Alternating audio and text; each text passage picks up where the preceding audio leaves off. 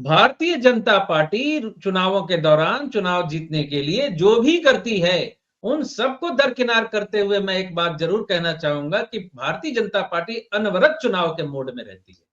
अनवरत वो लोगों का कैलकुलेशन करती है, अनवरत लोगों के पास जाती है, अनवरत अपने संगठन को मजबूत रखे हुए है, अनवरत एक दूसरे से जुड़े हुए हैं। एक चुनाव जीतने के बाद या हारने के बाद वो अगले चुनाव के लिए फिर कैंपेनिंग शुरू कर देते हैं। ये अंतर विपक्षियों में और भारतीय जनता पार्टी में भी है। भारतीय जनता पार्टी की 50 खामियां निकाल देने के बावजूद विपक्षी अपनी इस खामी को नजरअंदाज नहीं कर सकते। जितने अग्रेशन से भाजपा चुनाव लड़ती है, विपक्षी नहीं लड़ते।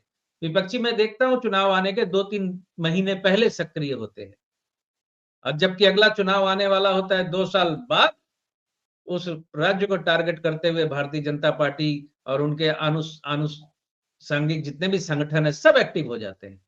बयान आने लगते हैं, रैलियां होने लगती हैं, या रैलियां ना से यात्राएं शुरू हो जाती हैं, किसी ना किसी कारण से एक्टिव मोड में रहते हैं। ये भी एक बहुत बड़ा फैक्टर हो जाता है हार जीत के बीच में।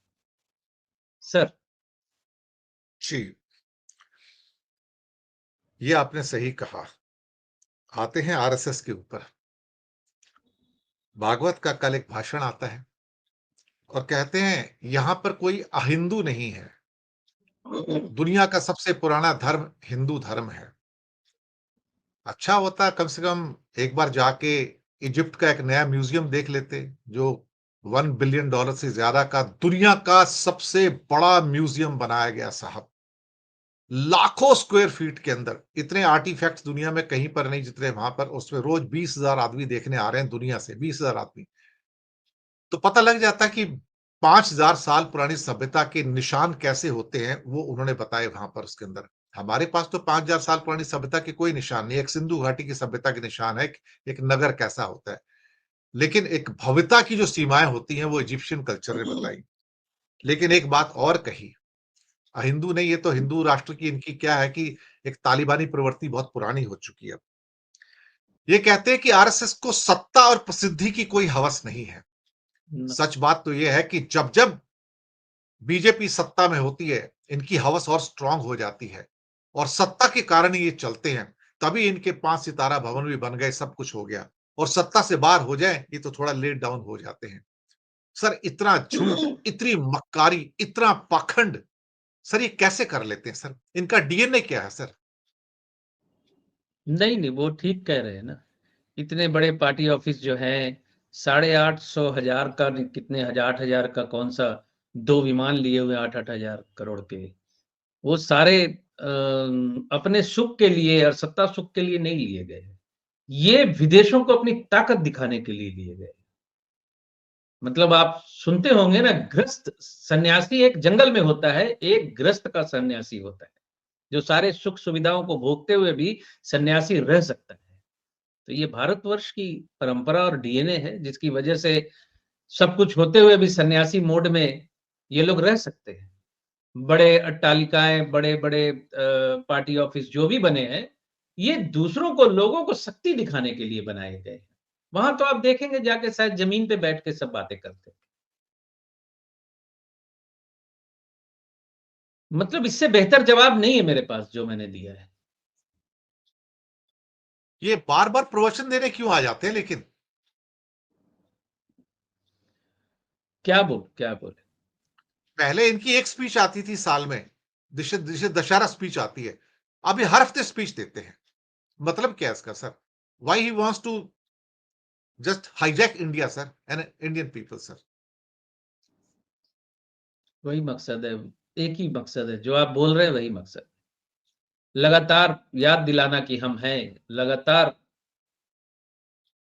कुछ ना कुछ बोलना जिस पे चर्चा चलती रहे, या फिर किसी दूसरी चर्चा से ध्यान हटाने के लिए कि नई चर्चा छेड़ देना। ये बड़ी पुरानी टैक्टिस है राजनीति की।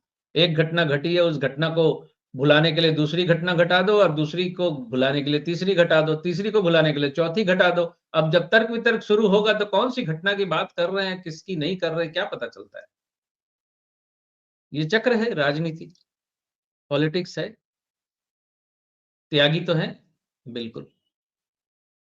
सब लोगों को, दूसरे राष्ट्रों को अपनी शक्ति दिखाने के लिए ये सारे स्मारक बनाए गए हैं। जहाज हो, पार्टी ऑफिस हो, अट्टालिका हो, सब। क्या बंगाल चुनाव से कोई कनेक्शन है जो अगले साल हो रहा है आपके राज्य में? बंगाल में बीजेपी नहीं आ पाएगी सर। बंगाल में जमीन में संगठन नहीं है। मैं बार-बार बोल चुका हूँ, पिछली बार 70 एमएलए जो आ गए थे, वो भी तृणमूल के ही एमएलए तोड़-तोड़ के अपनी पार्टी में घुसा लिए थे, और जब वो टूट के आए तो निश्चित तौर पे कुछ परसेंट वोट भी उनके पीछे आ गए। यही कारण था कि 70 एमएलए उनको मिल गए। और यहाँ पर एसआईआर का भी बीजेपी पे बुरा बुरा असर पड़ रहा है। एक तो मतुआ संगठन है हमारे नॉर्थ 24 परगना की तरफ। मतुआ संगठन जो है, वो तो सारे उधर के ही हैं। उनके पास नागरिकता है नहीं। अब वो ठगे हुए महसूस कर रहे हैं इस बात को लेकर। और एसआईआर यहाँ पर बंगाल में जो हो रही है, वो लगभग एनआरसी के जैसे हो रही है। माने नाम एसआईआर है, लेकिन अंदर से एनआरसी करने की कोशिश की जा रही है कि बर्थ सर्टिफिकेट निकालिए, ये कीजिए, वो कीजिए, इसका संबंध दिखाइए, उसका संबंध दिखाइए।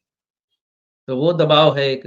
और मतुआ संगठन पूरा बिगड़ा बिगड़ा पड़ा है। एक मतुआ सीट है ऐसी, जो यही लोग जीतते हैं हमेशा। इस बार वो सीट भी इनके हाथ से जाती नजर आ रही है, चली जाएगी। और मैं कह चुका हूं आपको निर्विवाद रूप से, ममता बनर्जी के आस-पास, मतलब ममता बनर्जी अगर 100वें माले पे खड़ी है, तो भारतीय जनता पार्टी का कोई भी लीडर उस 100 माले की बिल्डिंग के 10वें माले तक भी नहीं है।